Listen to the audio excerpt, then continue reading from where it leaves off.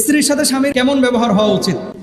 স্ত্রীর সাথে স্বামীর ব্যবহার কেমন ব্যবহার হওয়া উচিত দেখেন, রাসূল আকরাম সাল্লাল্লাহু আলাইহি ওয়াসাল্লাম ইয়ার মধ্যে রুমের ভিতরে ঢুকতেছেন, আম্মাজান আয়েশা গ্লাসের মধ্যে কি যেন খাচ্ছেন, নবীজি দেখলেন যে পানি পান করতেছে।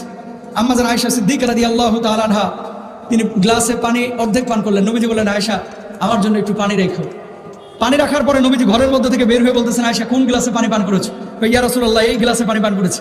আয়েশা কোন জায়গায় মুখটা লাগাইছো? ইয়া রাসূলুল্লাহ গ্লাসের এই পয়েন্টে মুখটা লাগাইছি। নবীজি ঠিক ওই জায়গায় মুখটা লাগায় পানি পান করছেন। বলেন সুবহানাল্লাহ।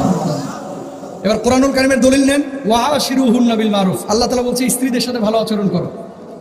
আমাদের দেশের স্বামীরা ভাত খায় জোহরের পরে, আর স্ত্রীরা ভাত খায় আসরের নামাজের পরে। কেন? একসাথে এক দস্তরখানে একই প্লেটে ভাত খাওয়াটা সুন্নাহ। বউয়ের সাথে একসাথে শেয়ার করে খাবেন, ওই প্লেটের মধ্যে বারাকা আসবে, আল্লাহর পক্ষ থেকে বারাকা আসবে, ওই রিজকের মধ্যে বারাকা আসবে, কলিজার মধ্যে স্বামী স্ত্রীর ভালোবাসা তৈরি করে দিবে কে? দেখেন মানুষ শিক্ষিত হচ্ছে কিন্তু সমাজ ভেঙে যাচ্ছে। গত এক বছরে ঢাকা সিটিতে তালাকের আবেদন পড়েছে 56,000, একটা জাতীয় দৈনিকের তথ্য।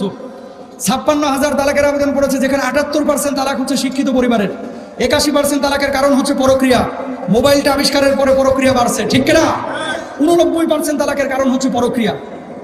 এই মেয়েদের পক্ষ থেকে ছেলেদেরকে তালাক, আগে তালাক দিত ছেলেরা, এখন তালাক দেয় বেশি মেয়েরা। তাহলে স্ত্রীদের সাথে আমরা ভালো আচরণ করব, কখনো স্ত্রীদেরকে মারধর করব না। খেয়াল করেন, যারা বউদেরকে পিটায় তারা মূলত শুধু স্ত্রীকে পিটাচ্ছে না, আপনার সন্তানের মাকে পিটাচ্ছে। আপনি যে বউকে মারতেছেন, আরেকজনের মেয়েকে পিটাচ্ছেন, আরেকজনের বোনকে পিটাচ্ছেন। যখন আপনি বউকে মারবেন, একদিন, 2 দিন, 3 দিন পরে আপনার সন্তানের উপরে রিয়াক্ট আসবে। কিন্তু বাবা হিসেবে আপনি সন্তানের কাছে ভিলেনে পরিণত হবেন, যে আমার বাপ আমার মাকে মারে।